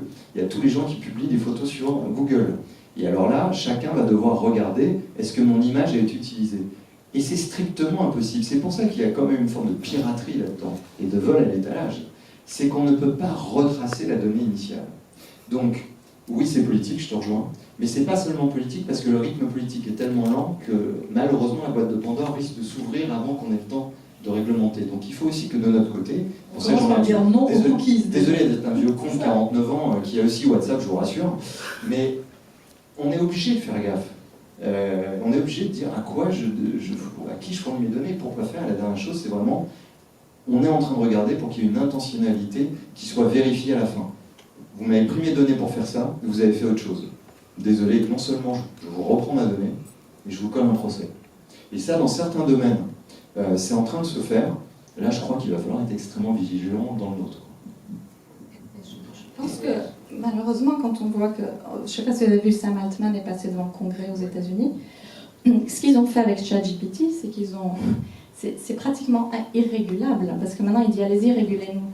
Mais ils ont pris toutes les données d'Internet, ils ont créé à partir de cette masse de données un outil qui maintenant qui a été testé par 100 millions de personnes, qui eux-mêmes ont rajouté de la donnée. Et donc comment on régule ça? C'est ça qui est compliqué. On ne peut pas remonter aux data initiales, tous les data qu'ils ont pris du patrimoine humain en fait. Donc on peut réguler, je pense, avec l'éducation déjà, c'est-à-dire que, pour revenir à la Chine, qui n'est pas un exemple sur plein d'autres sujets, mais c'est très étonnant de voir la forme de régulation qu'ils ont eue, parce qu'ils ont très vite compris que le premier contact avec l'intelligence artificielle, il ne se fait pas aujourd'hui, c'était les réseaux sociaux. Ça, c'est le premier contact, puisque c'est un algorithme qui essaie de vous donner plus de ce que vous voulez et qui est basé sur votre passé. Donc, il vous enferme dans une bulle individuel qui se base sur un comportement d'achat ou un comportement émotionnel en réseau et qui vous donne plus de ça. Et donc eux, leur façon de réguler, c'est assez comique, mais en même temps c'est révélateur de la façon dont le pays fonctionne. C'est que, par exemple, un enfant de 13 ans, s'il veut se connecter sur TikTok, ce qui apparaît, c'est un écran noir avec des sites de musées ou d'activités scientifiques. Si vous avez plus de 13 ans, vous pouvez vous connecter à TikTok 40 minutes par jour. À 10h du soir, ça s'arrête pour tout le monde, comme la Chine est sur un seul créneau horaire, et ça reprend le lendemain à 6h du matin. Donc le gouvernement dit, maintenant vous dormez, ça suffit, on arrête les réseaux sociaux. Après les week-ends, les enfants peuvent faire 1 heure de jeux vidéo le samedi et le dimanche. Après ça, l'écran s'arrête et sinon il y a des pénalités. Donc ok, c'est un régime totalitaire. Mais la liberté, nous on parle de liberté en se disant on est libre aux États-Unis. Le grand mot c'est la liberté, on est libre, on est libre. Mais quelle liberté a un adolescent aujourd'hui aux États-Unis qui passe 10 heures par jour sur TikTok ? C'est de quelle liberté on parle ? Comparé à un enfant, peut-être en Chine, qui aura 1 heure sur TikTok et le reste du temps fera quelque chose en tant qu'humain qui le connecte plus au monde autour de lui. Mais Sophie, tu as prononcé le mot éducation, et c'est quand même la clé, parce que là je me fais l'avocat du diable pour les algorithmes. On dit que les algorithmes nous enferment. Les algorithmes ne font que reproduire nos comportements. Or, il y a eu un article dans Le Monde il y a 2 semaines qui expliquait qu'en fait, sur nos goûts musicaux, ils s'arrêtent quasiment à 15 ans. C'est-à-dire que tout ce qu'on a écouté à 15 ans va conditionner ce qu'on écoutera tout le reste de notre vie. Et ça s'appelle la boucle de création de connaissances. Il y a Shigeru Tsuchi, dans les années 90, il avait super bien modélisé ça. Et en fait, les algorithmes ne font que reproduire notre prédictibilité. Et le point, c'est l'éducation. Tu casses les boucles de création de connaissances par l'éducation. Et quand, je me permets de le dire parce que je l'ai testé sur tous les réseaux, sur Spotify notamment, j'ai écouté du jazz, du classique, du hip-hop, de l'électro. En fait, la découverte de la semaine, c'était ultra vaste et ça me faisait vraiment découvrir les artistes parce que j'avais moi-même cassé cette boucle. Par contre, si j'écoute que Goldman et Cabrel, c'est sûr que ça va pas aller très loin parce qu'ils vont me taguer ça et je vais me bouffer du Goldman et Cabrel jusqu'à la fin de mes jours. Donc en fait, je crois que l'algorithme, malgré tout, est un peu un miroir de nous-mêmes. Et c'est pour ça qu'on revient sur la culture, on revient sur l'éducation, et c'est ce que tu disais Xavier. Ici, il y a un ministre de la Culture, qui est probablement un petit peu plus fort peut-être cette notion de culture, en tout cas je ne sais pas, c'est toi qui vis aux États-Unis. C'est-à-dire qu'aujourd'hui, on est extrêmement attaché à cette notion de culture qui est intrinsèquement liée à l'éducation, et on doit nous ouvrir sur à peu près tout pour faire que demain des algorithmes, peut-être n'arrivent même pas à nous suivre d'ailleurs, et ne soient plus efficaces, parce que ce sera trop vaste, parce que je peux me permettre de vous le dire là-dessus, soit ça reproduit, c'est ce que les IA que j'ai connu moi d'avant, qu'on appelle déterministes, où ils ne font que refaire ce qu'on fait déjà, et l'IA qui a connu l'essor, le machine learning, deep learning, vous avez dû en entendre parler, c'est une IA probabiliste qui calcule des probabilités Et plus on va fournir des données extrêmement vastes en entrée dans des domaines extrêmement vastes, plus les probabilités qu'on me fournisse quelque chose d'intéressant sont aussi fortes. Donc, moi je crois que la régulation c'est une chose, l'éducation c'en est une autre, c'est pour ça que je faisais une provocation à 2 balles sur WhatsApp, mais je ne crois pas qu'on sortira de cette crise sans une vraie conscience individuelle, qu'à l'école on nous apprenne ces dangers, l'utilisation, qu'on nous apprenne à ouvrir nos chakras culturellement parlant aussi pour éviter de se faire enfermer. Et je vous assure que techniquement, une IA ne peut pas vous enfermer si vous-même, vous n'êtes déjà pas dans un champ assez limité. Donc, c'est pour ça que je ne suis pas un imbécile heureux, un optimiste béat, mais l'éducation, c'est une vraie solution quand même. L'éducation aussi au niveau individuel, personnel. Enfin, il y a 30 ans, les parents empêchaient les enfants de regarder la télé toute la journée. On peut faire pareil avec les réseaux sociaux et avec TikTok. Tout ça est faisable. Vu le nombre de lecteurs du monde, je ne miserais pas trop sur l'éducation. C'est plutôt en baisse. Non, mais je veux dire, on s'en sort relativement pas mal, mais ce que je veux dire, c'est que le nombre de gens qui lisent les journaux, aller dans une classe dans n'importe quel lycée, ils sont sur leur téléphone portable. Où est-ce que les gens ne lisent plus? Ils regardent des podcasts, ils écoutent des podcasts, ils regardent des tutos pour apprendre la guitare. C'est un tuto, on va plus prendre un cours. Donc je crois que justement l'algorithme est déjà devenu notre professeur. Et là, ce qui m'intéresse beaucoup, là, c'est que j'ai l'impression qu'on est déjà passé dans le stade d'après. C'est-à-dire que c'est la première fois, pour moi en tout cas, que je vois qu'on ne discute pas en disant un fantasme, en parlant d'un fantasme, on discute d'un truc qui existe et qu'on se dit mais comment on rattrape la machine. J'ai essayé, moi, de voir, j'ai peut-être pas été très loin, mais à chaque fois que j'ai cherché à voir un peu, on m'a toujours dit, tiens, il y a ce film-là, il est des courts-métrages, hein, et entièrement fait en intelligence artificielle. Moi, j'ai un peu travaillé avant sur la réalité virtuelle, sur la VR. Je voyais des films en VR, entièrement faits en VR, etc. La réalité, l'intelligence artificielle, à chaque fois qu'on m'a parlé d'un film comme ça, c'était jamais vraiment un film en intelligence artificielle. Quelqu'un en a vu? À ma connaissance, en tout cas moi le seul que j'ai vu qui a été co-réalisé par une réalisatrice dont j'ai oublié le nom mais qui s'appelle Anna Apter, qui est un court-métrage qui a été primé et montré en avril dernier dans un festival à Paris qui s'appelle le Nikon Film Festival. Donc c'est un court-métrage de 3 minutes que vous pouvez voir en ligne et qui a effectivement été co-réalisé par une intelligence artificielle. Co-réalisé. Exactement. En fait, elle a été chercher des images et elle a écrit du texte. Et en fait, c'est pas du tout. Il est fait avec de l'intelligence artificielle, ce qui n'a aucun rapport. C'est comme si on faisait le doublage en intelligence artificielle. Tu as raison. Parce qu'en revanche, ce qui a été remarqué pour ce film en particulier, c'est qu'il n'y a aucun acteur qui a joué dans le film, alors que si vous voyez le film, vous verrez qu'il y a une vingtaine d'enfants. Elle a dit je voudrais, elle a demandé à la machine. Il n'y a aucun acteur réel qui a joué dans ce film, et c'est simplement une vingtaine d'enfants créés par des intelligences artificielles. En revanche, Laurent, si tu permets, je vais faire un point. Là aussi pour dire qu'on est déjà dedans, comme tu le rappelais à l'instant, il y a juste un exemple que je voudrais vous livrer, parce que je suis tombé là-dessus il y a quelques jours, et ça je trouve que c'est hyper intéressant. On n'est pas dans le cinéma, là on est dans une œuvre d'art qui a été créée par une intelligence artificielle complètement.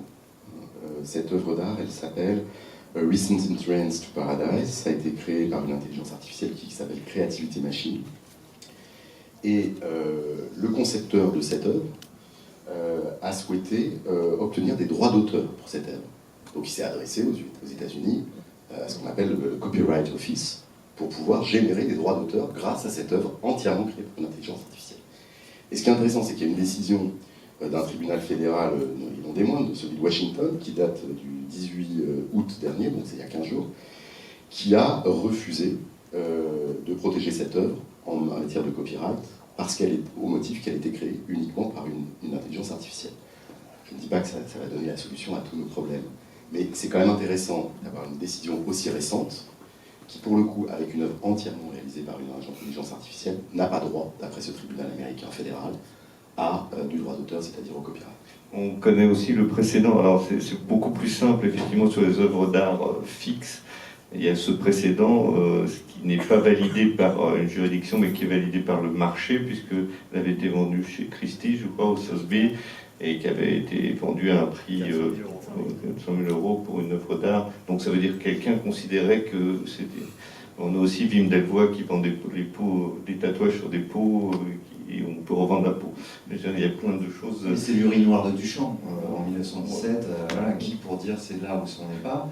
Moi j'en reviens quand même à cette notion de est-ce qu'on a envie d'aller le voir ou pas, et en fait est-ce que le cinéma on considère que c'est une somme d'images et on est un peu fasciné, diverti, ou est-ce qu'on a envie d'être ému? Est-ce qu'on a, comme disait Bruno hier, touché, est-ce qu'on a envie de réfléchir, et à ce titre-là, là où le débat est peut-être encore derrière nous, c'est que finalement, est-ce que ce ne serait pas une vision, pas de société, mais déjà sectorielle, de se dire, mais qu'est-ce qu'on a envie d'aller voir? Pourquoi on a envie de payer 12 €?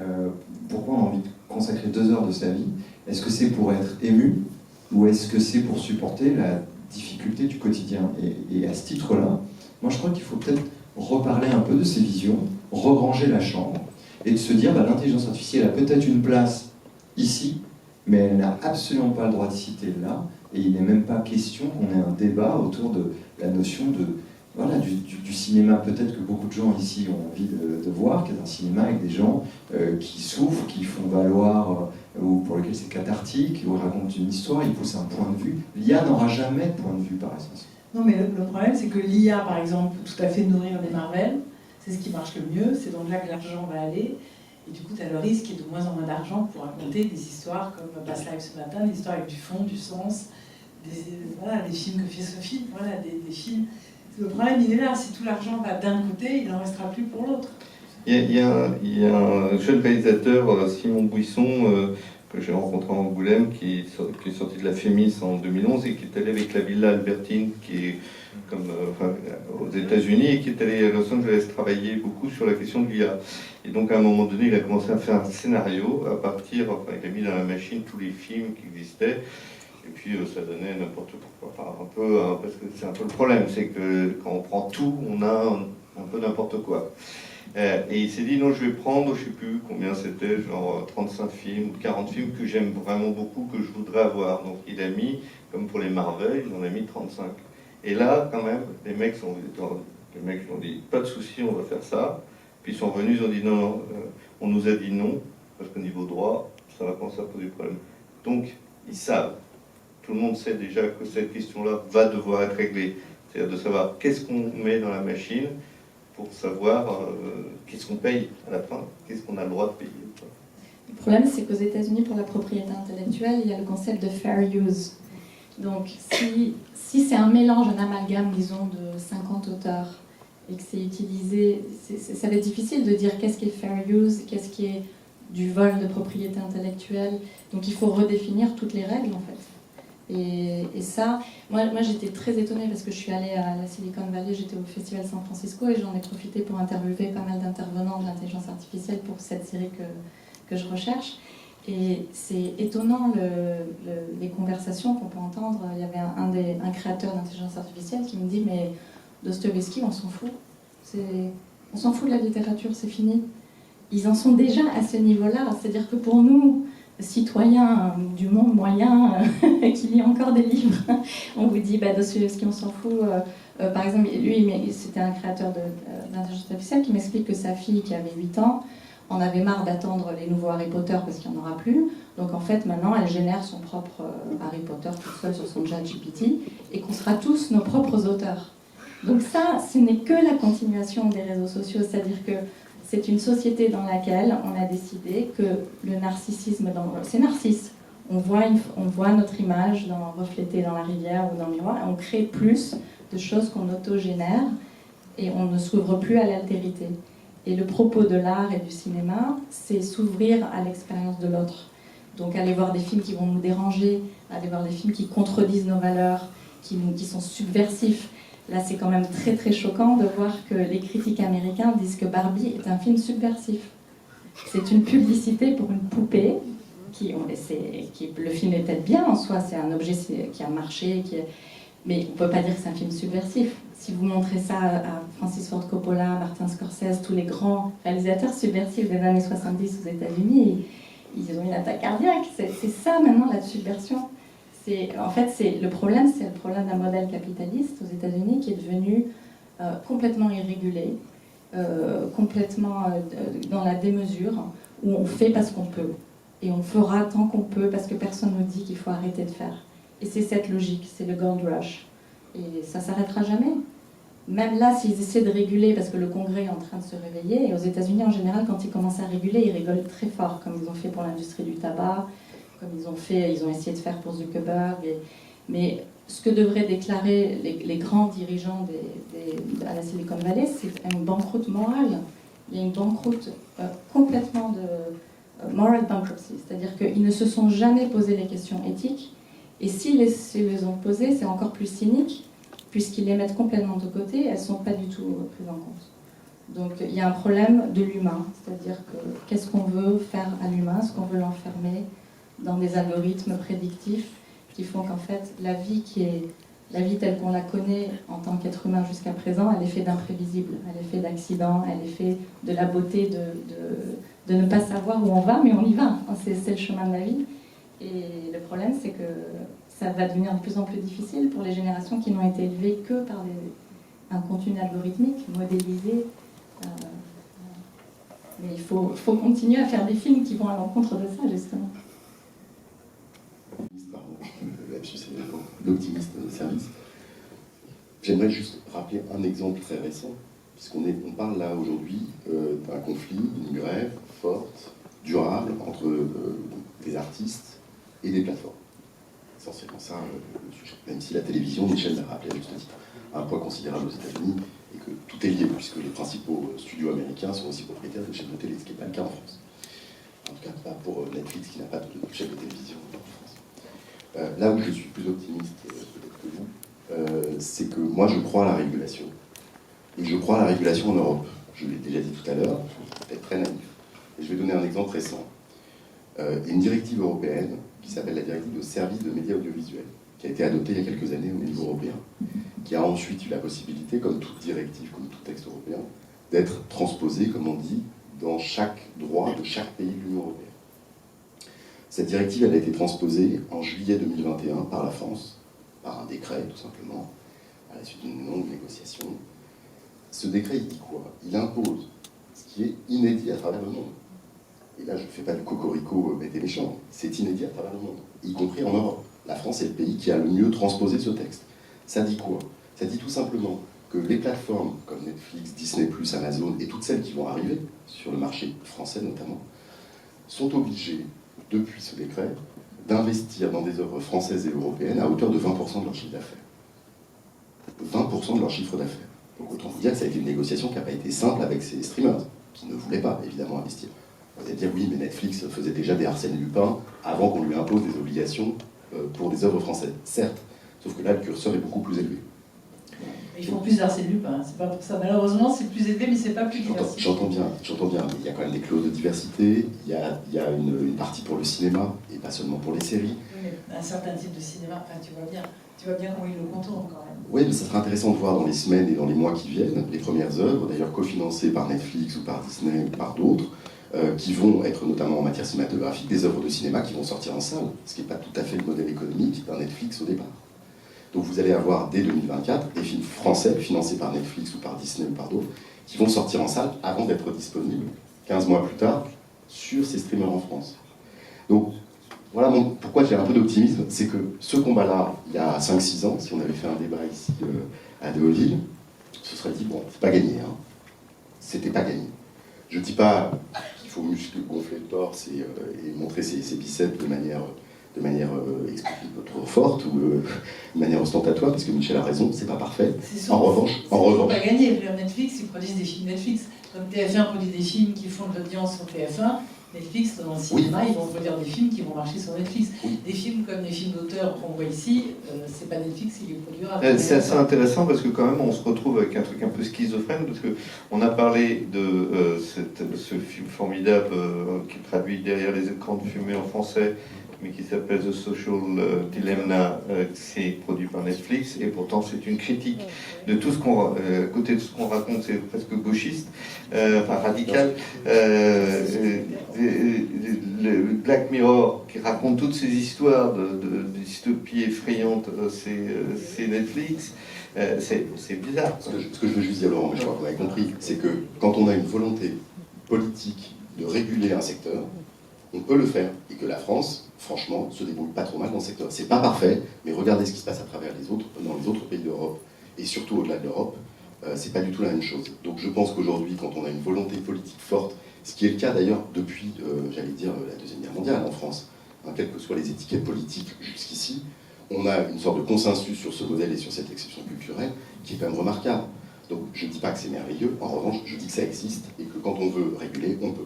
Moi, je suis d'accord avec la France, à 100%. Je pense que la France est le seul pays qui régule. Moi, je parlais des États-Unis, où c'est très difficile de réguler, parce que même les congressmen, quand vous regardez quand Zuckerberg est allé au Congrès, il a fait sa déposition pendant 6 heures, les congressmen, ils sont perdus, en fait, pour comprendre l'avancée de cette technologie. Tous les jours, c'est exponentiel. Tous les jours, il y a une nouvelle technologie qui sort. Tous les jours. Et rien pour suivre, il faut être informaticien comme vous. Donc c'est très dur pour les gens, même je pense pour les gens de comprendre et de réguler, surtout quand ils ont pris tellement d'avance en fait. Et on n'aurait jamais dû laisser Sam Altman sortir de ChatGPT sans régulation. En fait, l'exemple qui est pris par Terence Davis, qui est le président de Center for Human Technology, qui est Tristan Harris, qui est très intéressant. Il dit, en fait, l'analogie, ça serait, quand vous demandez aux gens qui fabriquent l'intelligence artificielle, quel est le risque que ça détruise complètement le tissu social et la société, ils disent 50% des gens qui fabriquent l'intelligence artificielle aujourd'hui à la Silicon Valley vous disent qu'il y a 10% de chance, alors on ne sait pas comment il va arrive à ça, 10% de chances que ça détruise complètement le tissu social et la société telle qu'on la connaît. C'est énorme. Et donc lui, l'analogie qu'il fait, c'est de dire, si des ingénieurs aéronautiques vous disaient que l'avion qu'ils sont en train de construire, 50% de ces ingénieurs vous dites qu'il y a 10% que l'avion se crache, est-ce que vous prendriez cet avion? Ce crachement survivant. Voilà, donc non. Mais nous, on est déjà montés dans cet avion, en fait. On est déjà à bord d'un avion qui a été lancé, qui est l'intelligence artificielle, qui est testé sur du public avant même qu'il soit régulé. Donc c'est comme tester une arme ou tester quelque chose d'extrêmement puissant, une drogue, un médicament. Même pas en clinical trial, c'est-à-dire qu'on a testé sur 100 millions de gens qui se sont connectés le premier mois à ChatGPT en janvier, et ça sans aucune régulation. Et après coup, Sam Altman dit au Congrès, bah, allez-y, régulez-nous, ça ne nous dérange pas. C'est absurde. Il a même été d'une hypocrisie supérieure, puisque c'est lui qui a lancé aussi la pétition avec Elon Musk. Alors ça, c'est... Donc oui. il crée un produit et il fait une pétition en disant attention, c'est dangereux, il faut le stopper. Oui, c'est pour leur Hypocrisie numéro 2, Elon Musk faisait partie de OpenAI. Il en est sorti parce que Microsoft est rentré et c'était un problème industriel. Et Elon Musk a demandé à arrêter en disant c'est trop dangereux parce qu'en fait il est en train de préparer la sienne. Donc tu parlais de schizophrénie. On est pour moi sur une forme absolue de cynisme, et c'est même comme ça que je lis l'épisode de Black Mirror, puisqu'ils appellent ça Streamberry, c'est qu'ils disent, en gros, désolé je l'ai vu, hein, donc je me mets complètement dans le truc, les gens sont tellement cons qu'on va leur montrer ce qu'on est en train de faire avec eux, et en plus ils vont être contents de regarder l'épisode. Et donc on est à mon avis dans un film qui était moyen mais amusant, qui s'appelait Idiocratie. Moi je vous invite quand même à le regarder, je l'ai redécouvert il n'y a pas longtemps.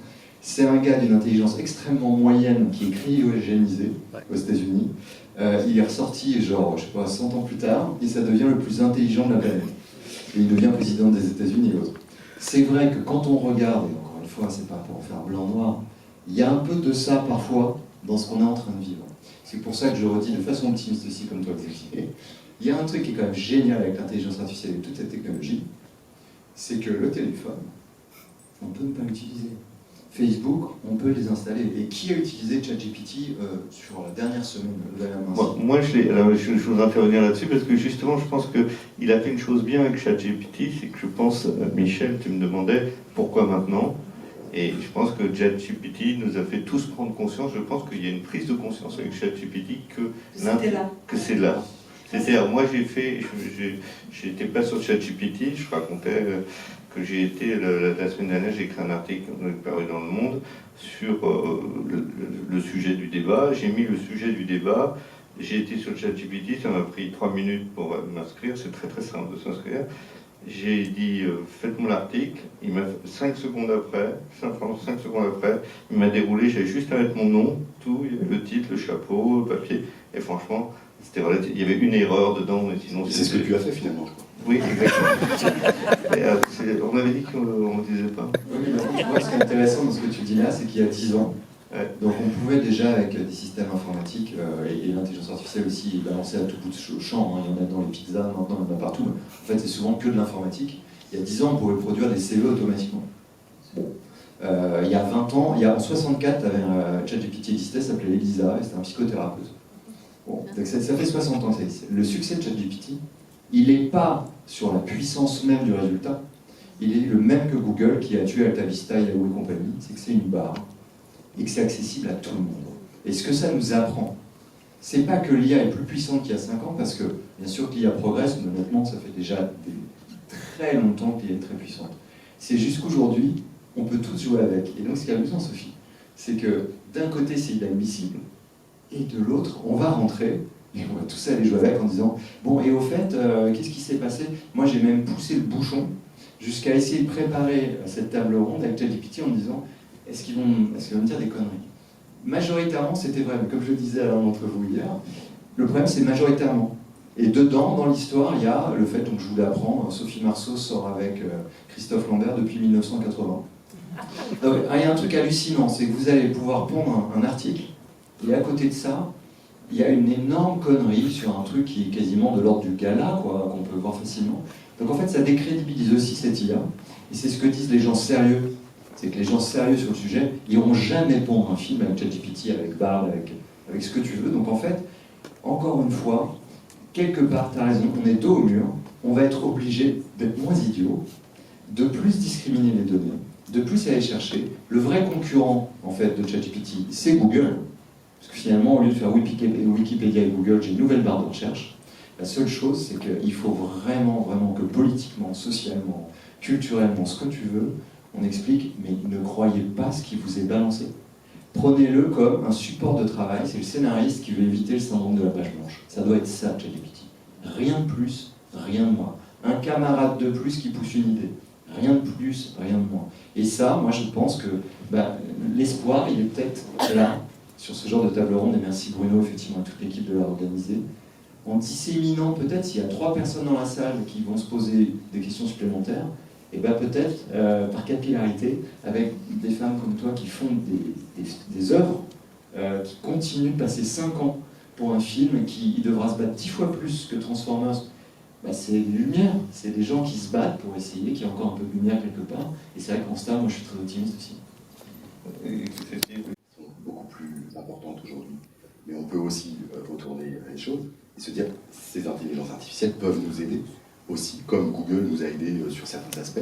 Mais je pense que notamment pour la remontée des recettes pour les ayants droit, que ce soit les producteurs, les distributeurs, les acteurs, les réalisateurs, les scénaristes, etc., je pense que là aussi, l'intelligence artificielle doit être régulée pour devenir précisément une opportunité supplémentaire. Ça marche avec le fisc, qui a réalisé, je crois, il a identifié 15% de fraude supplémentaire sur la masse des fraudes qu'il identifiait. Donc ça sent, tant pis pour les gens riches et qui fraudent, mais ça fonctionne, quoi. Non, j'aimerais juste te dire, c'est comme l'écologie, on a l'impression que l'intelligence artificielle, on n'y peut rien. L'écologie, on n'y peut rien. Chaque geste compte de nous, enfin, vraiment. Éteindre la lumière, etc. On a beaucoup dit pour l'écologie, prendre l'avion, pas prendre l'avion, prendre le train, ok. Mais l'intelligence artificielle aussi, il suffit de dire non aux cookies, éteindre les applications, désinstaller celles dont on ne sert pas. Enfin, on a chacun une responsabilité individuelle. C'est notre paresse aussi qui fait qu'on utilise ChatGPT. Je sais pas comment ça marche, j'ai pas regardé encore. Mais c'est on a une espèce de paresse qui fait qu'on laisse Spotify nous sortir une playlist au lieu d'aller chercher nous-mêmes la musique qu'on aime. Enfin, il y a une espèce de paresse. On a un peu laissé la machine faire pour nous. Et c'est à nous de reprendre contrôle sur la machine. L'intelligence artificielle, ça n'est que ça. Si on lui laisse le contrôle, si on lui laisse nous nourrir tout le temps, et après, on ne pourra plus choisir ce qu'on mange. Mais je pense qu'on est à un moment aussi, c'est vrai que ChatGPT, c'est ce qu'on se disait hier, ça nous a un peu réveillé de faire conscience que c'est comme le réchauffement climatique. C'est pas dans 20 ans, c'est là maintenant. On passe de 10 degrés à 30 degrés. Là, c'est pareil. D'un seul coup, la machine, elle peut réfléchir pour nous. Donc c'est à nous de ne pas nous laisser avoir par la machine. C'est une question de volonté personnelle. Hein. Je tiens à préciser quand même pour les esprits naïfs que je n'ai pas publié l'article sur ChatGPT. On ne sait jamais. Les choses, vous n'avez pas compris, ça peut remonter très haut dans la hiérarchie. Je crois qu'il y a ce côté Non, on peut rien face à la technologie et c'est normal. Je crois que malheureusement, la difficulté qu'on a là, c'est au-delà du fantasme, il y a quelque chose qui est en train quand même effectivement de nous dépasser. Sinon, il n'y aurait pas ces négociations. Vous disiez, Sophie, que c'était Netflix qui bloquait. Je reviens sur la négociation qui est en train d'avoir lieu. Ce que j'ai entendu hier d'un producteur assez haut placé américain, c'est que les autres studios sont presque prêts. Pour le volet économique, en fait, c'est pas très compliqué, je pense, la négociation, parce que ça, de toute façon, c'est des négociations qui se passent, je crois, tous les 4-5 ans, les contrats s'achèvent et il faut les renégocier. Donc ça, on s'y attendait, on savait que les salaires, il y avait une déperdition de salaire, il y avait une précarisation de la profession et qu'il fallait rehausser les salaires. Ce qu'ils demandent, en gros, ce que les scénaristes demandent, même s'ils arrivent à 2% de ce que représentent les gains des studios américains, ils seraient contents de signer. C'est rien, 2%. Mais ils bloquent là-dessus. Mais je pense que Netflix, ils bloquent plus parce qu'ils ne veulent pas révéler ce qu'ils font en streaming. Ils ne veulent pas donner les résiduals, ce qui correspond au nombre de clics. Parce qu'en fait, Netflix, ça ne les intéresse pas vraiment que le spectateur regarde le film en entier. Tout ce qu'ils veulent, c'est un clic. Donc c'est pour ça que vous êtes agressé par Netflix. Dès qu'on passe le curseur, les films commencent. Ils espèrent juste que vous allez rester plus de 15-20 secondes et déjà ça compte dans l'algorithme, comme quelque chose qui vous a presque intéressé. Et donc eux, ils ne sont pas prêts apparemment à céder sur c'est eux qui bloquent le plus. Après, on ne connaît pas tous les détails des autres négociations, mais ce qui bloque vraiment, c'est l'intelligence artificielle. parce qu'ils utilisent, là c'est tous les studios, je pense qu'ils utilisent le même comportement que les entreprises de la Silicon Valley. Ils disent, on ne peut pas s'engager maintenant, on ne peut pas vous dire que non, on n'utilisera pas certains outils, c'est des outils, et on fera de la régulation au fur et à mesure que l'industrie est régulée. Mais c'est une hypocrisie totale, puisque l'industrie, elle sera très difficile à réguler, peut-être jamais régulée aux États-Unis, ou peut-être régulée de façon très drastique, mais d'ici 5 ans, quand ça sera déjà trop tard. C'est ce qu'ils ont fait en fait avec Zuckerberg et Facebook. Quand il est passé au Congrès, c'était déjà trop tard. Les élections américaines, elles avaient déjà été abîmées par Cambridge Analytica et tout ce qui s'est passé avec Facebook lors des élections. Donc c'est toujours un mode réactif, c'est pas un mode d'anticipation. Donc moi je pense que ça va être très long, la grève, ça peut durer encore 6 mois, 1 an. Il y a des gens qui souffrent énormément aux États-Unis, qui sont obligés de vendre leur maison, qui ne peuvent pas payer leurs emprunts, qui avaient juste commencé dans la profession. Et donc ça va encore plus abîmer la profession parce qu'il y aura du contenu il y aura moins de créateurs qui pourront passer moins de temps à créer du contenu intéressant. Et les writers' room, le gros problème, c'est moins le fait qu'ils veulent plus de personnes, c'est qu'ils ne veulent pas moins de personnes. En fait, ils ont réduit les writers' room. Avant, il y avait un nombre d'écrivains dans les writers' room qui était fixe, et ils ont fait des mini writers' room, qui est de moins en moins de scénaristes, avec des temps de contrat beaucoup plus courts. Donc il y a une précarisation de l'emploi parce qu'il faut toujours chercher le prochain travail et on ne peut pas se concentrer sur une série longtemps avec un nombre de cerveaux qui permet de faire de la qualité. Donc c'est de la marchandisation, c'est la commodification de l'industrie du cinéma, c'est ça le problème. Et je pense que c'est globalement la façon dont fonctionne l'économie américaine aujourd'hui. Le cinéma, c'est juste un exemple de la commodification of everything. Et c'est sur quoi j'ai fait mon film, en fait. C'est qu'est-ce qu'on est prêt à donner de nous-mêmes pour le convenience, pour que la vie soit facile. Qu'est-ce qu'on est prêt à donner de nous-mêmes? Et à force d'avoir donné de nous-mêmes, on se retrouve dans des situations où on perd... par exemple, un exemple très facile, c'est le GPS. On a donné au GPS la capacité de s'orienter. Aujourd'hui, si vous demandez à beaucoup de gens de s'orienter sans leur téléphone, ils sont incapables. Ça, c'était quelque chose que notre cerveau a développé sur des millions d'années. On avait la capacité d'orientation. Donc c'est un petit exemple. On donne la capacité d'orientation à un téléphone, on la perd. Quand on va donner la capacité de création à un algorithme, à un ChatGPT pour écrire des livres, pour écrire des essais, pour écrire des articles, pour écrire des scénarios, sur 1 ou 2 générations, on peut perdre cette capacité.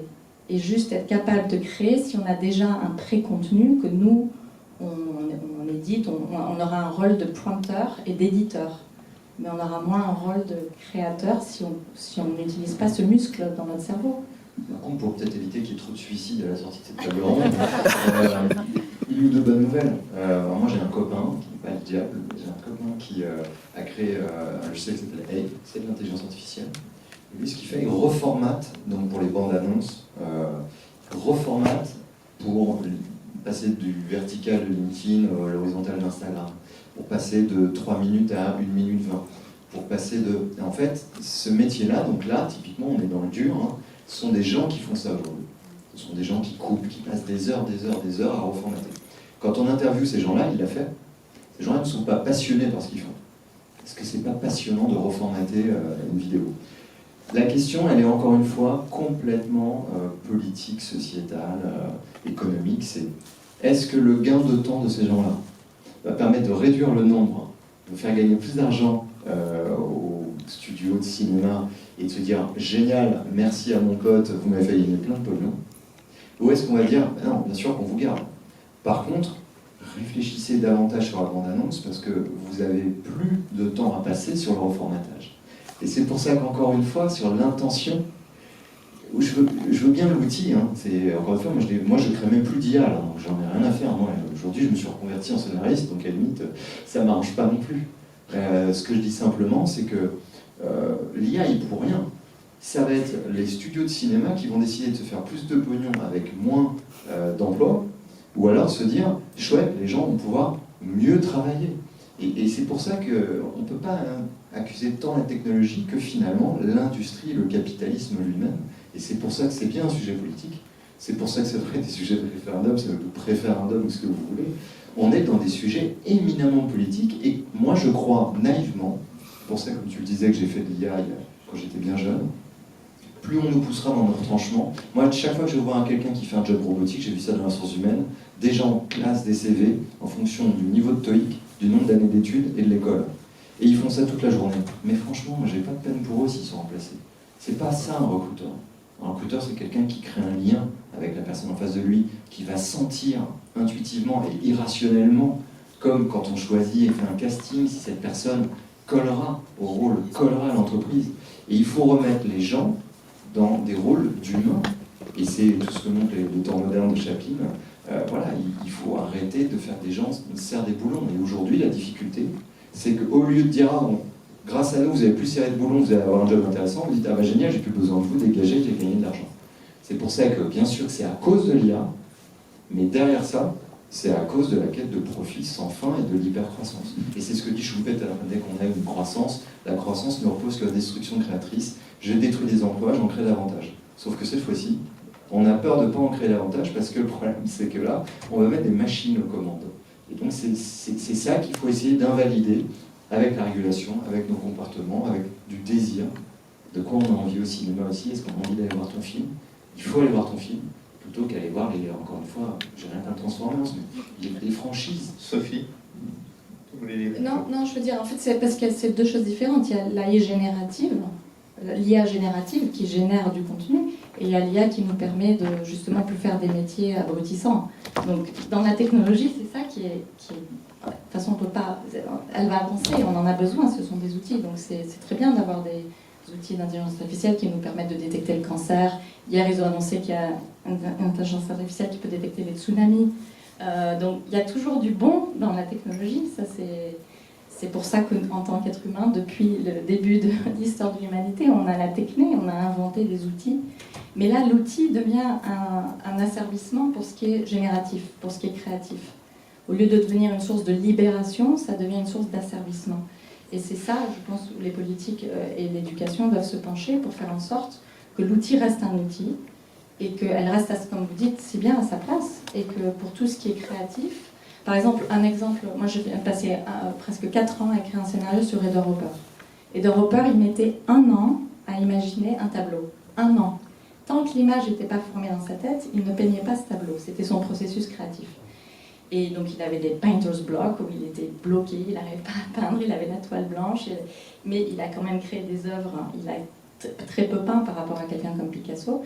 Et ces œuvres, quand on va au Whitney, il y avait une exposition Edward Hopper, les gens sont encore aujourd'hui complètement ébahis devant Edward Hopper, en parlent. Moi j'écoutais les conversations, ça m'intéressait de voir comment les gens réagissaient à ces tableaux, pourquoi ils sont si puissants, pourquoi on se penche encore sur l'œuvre d'Edward Hopper, qui met 1 an à fabriquer un tableau. Et un des filtres les plus utilisés aujourd'hui en intelligence artificielle pour les gens qui veulent faire de la peinture générée, c'est des filtres Edward Hopper. Donc le pauvre Edward Hopper, il doit se retourner dans sa tombe, parce que c'est complètement aberrant. C'est-à-dire que mettre un filtre Edward Hopper sur une image qui va donner l'illusion de la lumière d'Edward Hopper avec une femme toute seule qui lit sur un livre, c'est ne pas comprendre que tout le propos de la création humaine, elle est justement dans cette angoisse, peut-être dans la névrose de la création qui vient pas, dans l'accident, pourquoi cette image s'est formée dans sa tête. Et le résultat, finalement, est moins important que le processus, que le cheminement. Et si on enlève ça à l'humanité, George Orwell en a très très bien parlé dans toutes ses correspondances, toute société qui décide de dire à l'être humain qu'elle sait mieux que lui, on rentre déjà dans un système totalitaire. Donc c'est une autre forme de totalitarisme aux États-Unis aujourd'hui, c'est-à-dire que quand l'algorithme de Netflix vous dit « on sait mieux que vous ce que vous allez aimer comme film, parce qu'on a regardé tous les films que vous avez déjà aimés, et nous on sait que vous allez aimer une comédie romantique avec Emilia Clarke, donc c'est ça que vous allez regarder ce soir, et l'algorithme ne va remonter que ces films-là », c'est déjà une forme de totalitarisme. C'est-à-dire que l'algorithme sait mieux que vous-même ce qui est bon pour vous. Il faut aller sur un cinétèque, où il y a la sélection du mois, il y a une éditorialisation, c'est un édito, et à ce moment-là, ce sont des gens... Pas de publicité déguisée. Il faut aller sur Criterion, par exemple, Criterion Collection, déjà ça ne vous agresse pas, il y a une filmographie, il y a un auteur, il y a un contexte qui fait qu'on sait pourquoi on choisit un film, où il faut aller sur Mubi, qui fait un curating, donc ils choisissent 7 films de la semaine, des films... Moi, quand je regarde Mubi, c'est des films que je ne serais jamais allé chercher, qui peuvent être un film turc des années 70. Et c'est ça la culture, c'est de s'ouvrir à l'altérité, de s'ouvrir à des choses qu'on n'aurait jamais eu l'occasion de voir. Et quand on est enfermé par le système d'Apple, d'Amazon et de Netflix, des algorithmes, on n'a aucune chance de ça. Donc en gros, pour répondre à Michel, la solution à l'intelligence artificielle s'appelle la curiosité. Exactement. Excusez-moi, on peut poser une question? En fait, on avait dit qu'on ne donnait pas la parole à la table, ça nous emmerde la démocratie en fait. Mais si vous voulez poser vraiment une question, allez-y, mais après il va falloir qu'on rende l'antenne à Cognac Jet parce qu'on est un peu vieux. Et c'est On peut quand même. 1 minute. On peut quand même laisser la parole 3 minutes. Mais juste rapidement, moi, ma génération, j'ai l'impression qu'elle s'en fout un peu de la curiosité de ces nouveaux films. Pourquoi aujourd'hui des Nightmare Alley, des Babylon, qui sont quand même des grosses productions avec des gros acteurs, ça marche pas? Pourquoi les gens... Ah pardon, excuse-moi. Ma génération, moi j'ai l'impression qu'elle s'y intéresse peu, elle va continuer. Monsieur est assez jeune. Ouais, j'ai la vingtaine, elle va plutôt aller voir justement ces Transformers, ces Fast and Furious 15, tous ces Marvel. Et moi, quand je les essaye de les motiver à aller voir des films qu'ils ont moins l'habitude de voir, ils ont la flemme. Quand on est sur Netflix et que c'est avant les années 2000, ils vont pas regarder. Ça arrive, mais c'est plutôt rare. Et que j'ai envie d'être optimiste, mais je me dis qu'ils s'en foutent en fait. Et je sais pas qu'est-ce que c'est, vous travaillez par rapport à ça, parce que vous posiez la question de qu'est-ce qu'on a envie de consommer, mais moi j'ai l'impression que ma génération, elle n'est pas très curieuse, en tout cas au niveau du cinéma, parce que moi c'est le secteur qui me passionne le plus, et qu'elle s'en fout un peu, quoi. Babylone a très bien marché en France. Hein. Oui, mais pas dans le Ça a monde. marché en France. Non, les gens en France sont des... Mais il y a une dame qui veut un parler. je pourrais juste répondre une seconde. J'ai l'impression que tout le monde peut parler. Mais Il y a un philosophe américain qui a donné un exemple très intéressant, très pragmatique là-dessus, en disant si on donne à des gens de choix entre Burger King et McDonald's toute leur vie, toute leur enfance, ils auront goûté que ce burger ou que ce burger. Et un jour, on leur propose une persillade de champignons ou un goût qu'ils n'ont jamais goûté, un fruit de la passion. Ils auront du mal à le goûter. C'est pas facile de changer de goût. Et c'est ça le problème de l'éducation. Pour moi, c'est ça le grand combat. C'est-à-dire que dans une génération qui n'a été éduquée que par l'algorithme de Netflix ou d'Amazon ou d'Apple, c'est très très difficile d'en sortir. C'est pour copains, on peut eu des parents qui leur ont montré autre chose à la maison. Voilà. Ou ce qui est proposé au cinéma. Mais en France, on a la chance, il y a de la diversité au cinéma. Il faut aussi avoir envie d'y aller. C'est ce qu'il dit, ses copains ont envie d'y aller. Et avant 2000, c'est pas pour eux. Mais c'est aussi une question d'éducation. Il faut qu'à l'école aussi, on puisse voir des choses qui sont plus anciennes. Enfin, voilà, c'est l'éducation, ça s'appelle. Non, vous revenez des États-Unis et vous êtes visiblement très à même de nous parler très bien de ce qui se passe par les scénaristes qui sont en grève.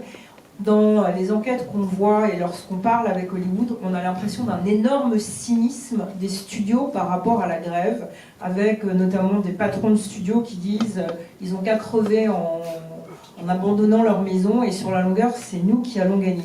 Est-ce que vous avez ce sentiment et surtout, comment voyez-vous la fin de cette grève? C'est exactement le sentiment que la WGA nous a transmis la semaine dernière, c'est qu'il n'y a pas de dialogue possible. Chaque fois qu'ils reviennent à la table de négociation, les patrons de studios ça n'avance pas, c'est-à-dire qu'il y a un cynisme, c'est peut-être survival of the fittest, c'est darwinien. Ils se disent ceux qui survivront, et puis les autres changeront de métier, et puis il faut qu'ils s'adaptent. Mais c'est un bras de fer, donc on ne sait pas dans quel sens le bras de fer va aller. on a une dernière question au fond de la salle, après il faut qu'on lève le camp, je suis désolé. C'est pas... Oui, bonjour. Moi, j'avais une question sur la précarité des scénaristes dont vous parliez, Sophie. Je me demandais si la SAG avait mis en place un certain filet de sécurité qui leur permettait de continuer la grève ou si au contraire, ça allait y mettre fin à un moment parce que par nécessité économique, ils allaient devoir se remettre à travailler. Et en parallèle, on parle beaucoup des studios, notamment Netflix, qui refusent de trouver des vraies solutions. Mais en même temps, à quel point est-ce qu'ils sont en position de force en sachant qu'ils ont besoin de nouveaux contenus pour que leur plateforme survive et que c'est pas que les films de cinéma qui sont reportés dans le temps, c'est aussi des contenus de plateforme, des séries, tout ça qui ont été très très décalés. Oui, donc c'est la WGA pour les scénaristes. La SAG, c'est pour les acteurs. En fait, ils ont mis en place un fonds de soutien pour les scénaristes qui sont vraiment en précarité. Il y a un fonds de soutien où on peut avoir des allocations. Mais c'est vrai que les salaires sont très bas. Finalement, il y a un minimum garanti à la WGA pour les scénarios. Et normalement, et ça fait aussi partie de la grève, on doit être payé pour chaque fois qu'on réécrit un scénario. Mais les studios se débrouillent toujours pour essayer de payer le moins possible. Donc, il y a des gens qui ne vont pas pouvoir survivre, ça c'est sûr. Et ensuite, le bras de fer, c'est...